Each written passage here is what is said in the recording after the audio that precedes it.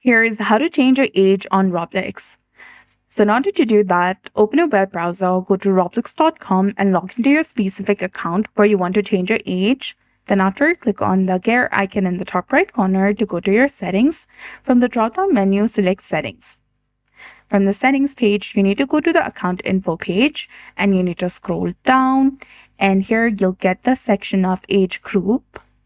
And below that, you'll get the indication that did we get your birthday right? If not, you can reset your verification. This will also reset your age check. So go ahead and click on reset, click on continue. And then after, you need to go through a verification process for which you can continue with your camera or continue with your ID. So let's go ahead and select continue with ID, select continue again. And remember that you will need a government ID for verification. Select your country, and then you can upload either your driver license, your national ID, passport, or citizenship certificate.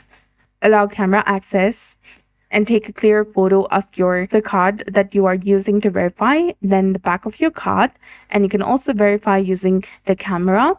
Roblox will ask you to click your picture from both sides, left and right, and then you can go ahead and verify your account and set your age according to your ID. So that's it. I hope you found this video helpful. If you did, please like, share, and subscribe. Thanks for watching. We'll see you again in the next one.